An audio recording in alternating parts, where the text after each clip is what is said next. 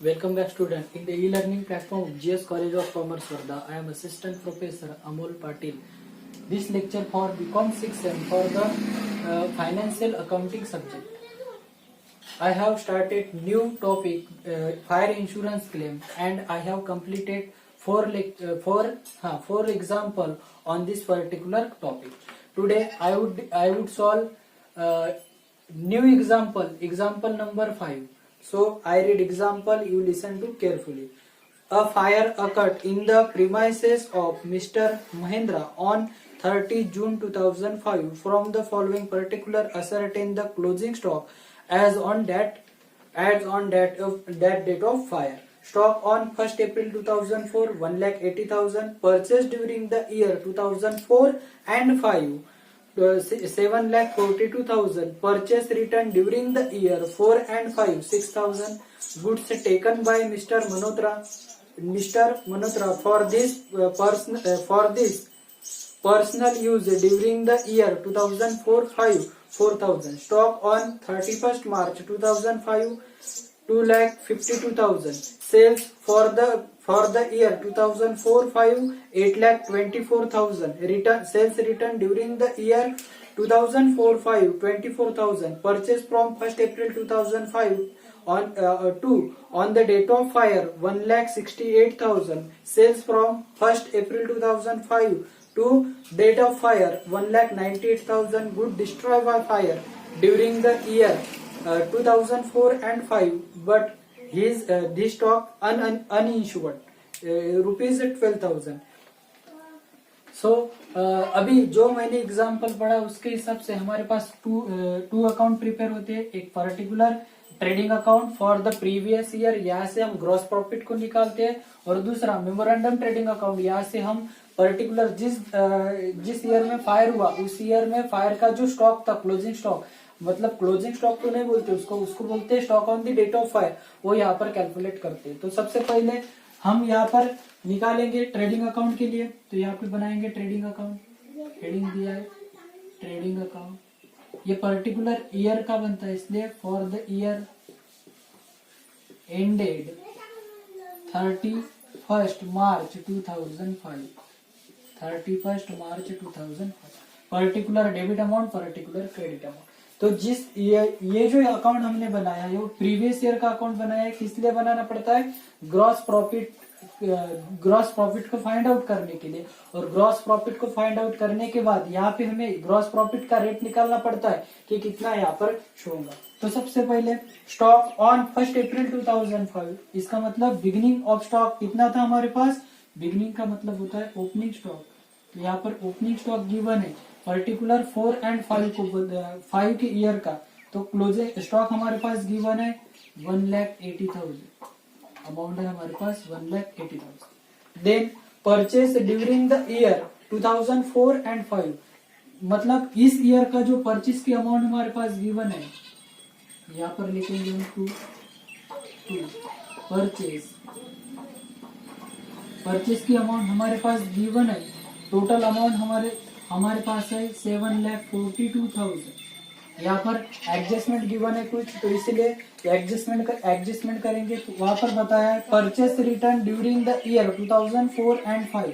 यहाँ से हम क्या कर देंगे, रिटर्न होगा उसको लेस कर देंगे. रिटर्न की वैल्यू हमारे पास टोटल अवेलेबल है 6,000. टोटल अवेलेबल वैल्यू है 6,000. परचेस में से परचेस रिटर्न अगर लेस करते हैं तो हमारे पास वैल्यू बचती है 7,36,000. Okay. Then goods taken by mister Mahendra और for this personal use during the year 2004 and 5, amount है 4,000. तो यहाँ पर हमारे पास दो चीजें, एक तो आप जो ड्राइंग की है ओनर ने, एक तो क्रेडिट साइड लिखते हैं, फिर नहीं तो यहाँ से माइनस कर सकते हैं. यहाँ से माइनस करना ज्यादा बराबर है. क्यों? जैसे कि मैंने बोला है कि मैं स्टॉक परचेस करने गया, ठीक है, तो मैंने टोटल 60,000 का स्टॉक परचेस किया था. 50,000 का बिजनेस के लिए, 10,000 का खुद के लिए. इसका मतलब जो परचेज के अमाउंट में मैंने जो बिल पे किए थे उसमें टोटल इंक्लूड था 60,000 की अमाउंट, बट मैंने बिजनेस के लिए कितना स्टॉक परचेज किया, ओनली 50,000 का। इसका मतलब हमें परचेस यहाँ पर कितना शो करना है, 50,000। वैसी केस यहाँ पर हुई थी, हमने क्या किया था, जो परचेस गुड्स परचेस किया था उसमें से कुछ जो परचेस किए हुए गुड्स थे वो ओनर खुद क्या करके गया था, घर पे लेके गया था। ठीक है, इसका मतलब उसने पर्सनल यूज के लिए, वो डोमेस्टिक यूज के लिए अगर वो घर पे लेके जाता है तो वो ड्रॉइंग कहलाती है। तो इसको हम परचेस से क्या कर देंगे, लेस कर देंगे। Goods return, goods taken bye owner, goods taken bye owner. Amount है 4,000, अमाउंट गिवन है 4,000 को लेस करेंगे तो हमारे पास टोटल परचेज गिवन रहेगा 7,32,000। ओके, समझ में आया।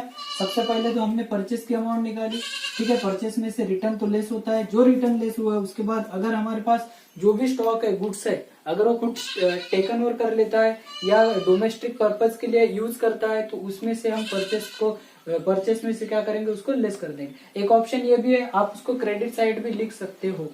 ओके, नेक्स्ट, पर यहाँ से लेस करना सबसे ज्यादा बराबर है, यहाँ पर भी लिख सकते हो, उसका कोई ये नहीं गिरेगा, ग्रॉस प्रॉफिट हमारा सेम ही लिख लेगा। देन हम सॉल्व करेंगे तो नेक्स्ट एग्जांपल पर, उसी एग्जांपल पे नेक्स्ट पढ़ते हैं। तो यहाँ पर गिवन है स्टॉक ऑन 31 मार्च 2005। इसका मतलब यहाँ पर हमारे पास क्या गिवन है, क्लोजिंग स्टॉक। यहाँ पे लिखेंगे हम क्लोजिंग स्टॉक। क्लोजिंग स्टॉक की अमाउंट हमारे पास गिवन है यहाँ पर, क्लोजिंग स्टॉक 2,52,000। क्लोजिंग स्टॉक की अमाउंट गिवन है 2,52,000। Then sales for the during the year, particular year का हमारे पास क्या गिवन है, सेल्स को हम कहाँ पर लिखते, क्रेडिट साइड लिखते। तो सेल्स की अमाउंट है 2,24,000। सेल्स की अमाउंट गिवन है, एक इनर कॉलम में लिखना है क्योंकि रिटर्न है, 2,24,000। देन यहाँ से रिटर्न माइनस कर देते हैं, sales return during the year 2004 and 5। यहाँ से रिटर्न को क्या कर देंगे, हम लेस कर देंगे। अमाउंट है 24,000। अगर यहाँ से 24,000 लेस करते हैं तो हमारे पास अमाउंट बचती है 8 लाख। ओके, ये सेल्स में से सेल्स रिटर्न क्या होता है, लेस होता है, जो बाकी रिमेनिंग अमाउंट बचती है उसको हम नेट सेल्स करते हैं। देन यहाँ पर एग्जांपल, परचेज फ्रॉम 1 अप्रैल 2005। इसका मतलब नेक्स्ट ईयर का गिवन है, तो यहाँ पर नहीं लिखेंगे। सेल्स वो भी पर्टिकुलर, ये भी नेक्स्ट ईयर की, इसलिए यहाँ पर नहीं गिवन है, यहाँ पर नहीं लिखेंगे। Goods destroy by fire during the year 2004 and 5, 4 and 5, particular year in this year. इस ईयर में हमारे पास जो गुड्स थे वो क्या हो गए, फायर हो गए। पर ब्रैकेट में गिवन है अनइंश्योर्ड, उसका इंश्योरेंस नहीं था। इंश्योरेंस नहीं था तो हम यहाँ पर लिख देंगे by goods destroyed by fire, good destroy by fire, amount है 12,000।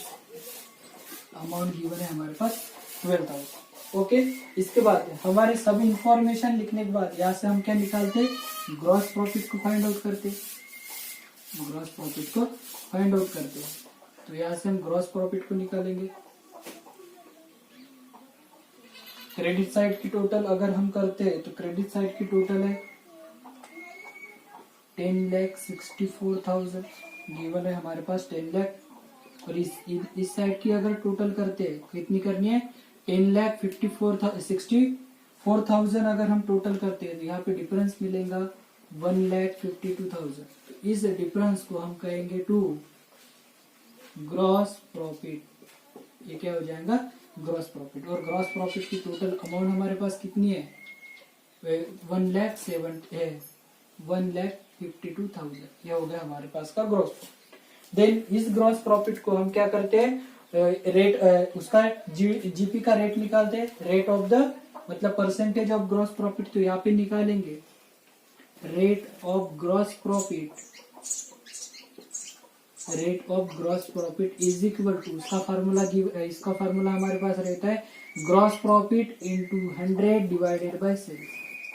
Gross profit into 100 divided by sales. उस सेल्स को हम नेट सेल्स लेते हैं। तो यहाँ पे ग्रॉस प्रॉफिट गिवन है हमारे पास 1,52,000 डिवाइडेड बाय सेल्स की अमाउंट गिवन है 8 लाख इंटू 100।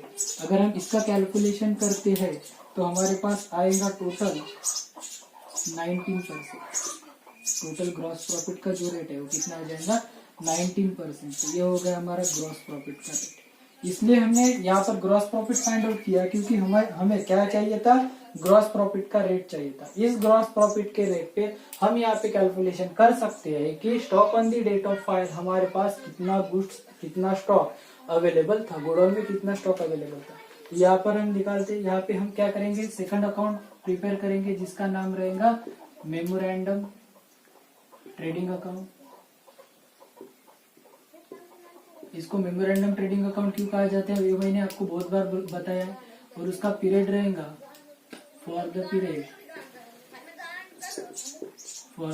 पीरियड उसका पीरियड रहेगा हमारे पास कब से स्टार्ट होगा, 1 अप्रैल 2005 टू जिस दिन डेट ऑफ फायर हुई उस दिन फायर की डेट है हमारे पास गिवन 30 जून, जून का मतलब 2005, 30 जून 2000। ठीक है, तो यहाँ पे हम सबसे पहले क्या लिखते हैं, ये ट्रेडिंग अकाउंट एक तरीके का ट्रेडिंग अकाउंट है, इसलिए मेमोरेंडम कहा जाता है क्योंकि ये ईयर एंड के बाद नहीं बना। ये जिस दिन फायर हुआ उस दिन हमें निकालना है कि हमारे पास कितना स्टॉक अवेलेबल था या कितना स्टॉक हमारे गोडाउन में था, इसलिए हमने बीच में ये ट्रेडिंग अकाउंट को प्रिपेयर किया, इसलिए हम उसको ट्रेडिंग अकाउंट कहते हैं। तो सबसे पहले यहाँ पर हम क्या लिखते हैं, ओपनिंग स्टॉक। अभी मुझे ये बताओ पिछले ईयर का क्लोजिंग इस ईयर का क्या बन जाएगा, ओपनिंग। जैसे कि हमने बोला कि 31 मार्च को मतलब 31 मार्च नाइट को हमारे पास टोटल कितना स्टॉक अवेलेबल था, 2,52,000। तो अब जब दिन निकलेगा 1 अप्रैल 2005 वाला, तो उस दिन भी हमारे पास जो स्टॉक था वो कितना रहेगा, 2,52,000। इसका मतलब प्रीवियस ईयर का क्लोजिंग स्टॉक नेक्स्ट ईयर का क्या बनेगा, इस ईयर का क्या बनेगा, ओपनिंग स्टॉक बनेगा। तो इसलिए हम यहाँ पर निकालेंगे ओपनिंग स्टॉक कितना है, तो 2,52,000। ये हो गया हमारा ओपनिंग स्टॉक। नेक्स्ट हम निकालते परचेस हमारे पास गिवन है, तो यहाँ पर हमें एग्जाम्पल में गिवन है purchase from 1 April 2005 to the date of fire कितना है, 1,68,000। गिवन अमाउंट है 1,68,000।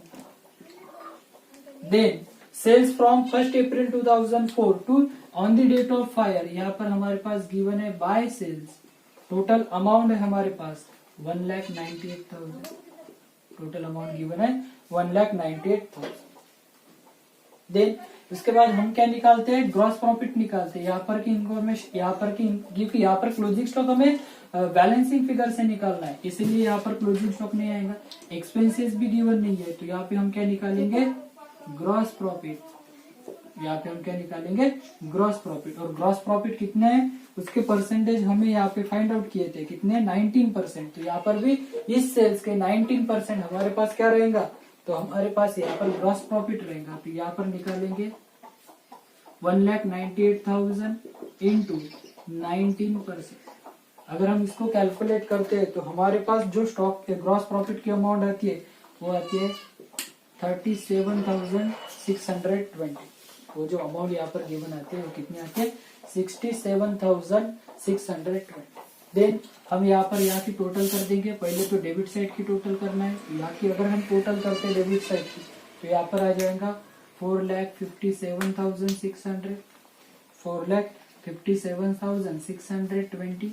और यहाँ पर भी हम टोटल कर देंगे तो 4,57,620 अगर करते हैं तो यहाँ पे कुछ बैलेंसिंग फिगर निकलेंगे, और उस बैलेंसिंग फिगर को हम कहेंगे, यहाँ पर अगर टोटल करते हैं तो हमारे पास बचता है 5,59,650। उसको कहेंगे हम by stock on the date of fire. उसको हम क्या कहेंगे, stock on the date of fire. Total amount हमारे पास गिवन है, कितनी निकली है, 2,59,620। ये हो गया हमारा स्टॉक अमाउंट। देन यहाँ पे हम निकालेंगे fire in amount of claim. Amount of claim निकालने के लिए हमारे पास 2 और 3 चीजें होना जरूरी है। सबसे पहली चीज, हमारे पास पॉलिसी की अमाउंट गिवन है क्या? नहीं है। दूसरी, हमारे पास गुड्स सेव्ड गिवन है क्या या सॉल्वेज गिवन है क्या? नहीं है। इसका मतलब ये जो गुड्स है यही हमारा क्या रहेगा? Amount of claim. यहाँ पे निकालेंगे amount of claim is equal to 2,59,620। ये हो जाएगा हमारा अमाउंट ऑफ क्लेम। इसी तरीके से हमने ये एग्जांपल ऐसे सॉल्व करना है। आगे का एग्जांपल हम नेक्स्ट वीडियो में देखेंगे। आज के लिए इतना ही। धन्यवाद।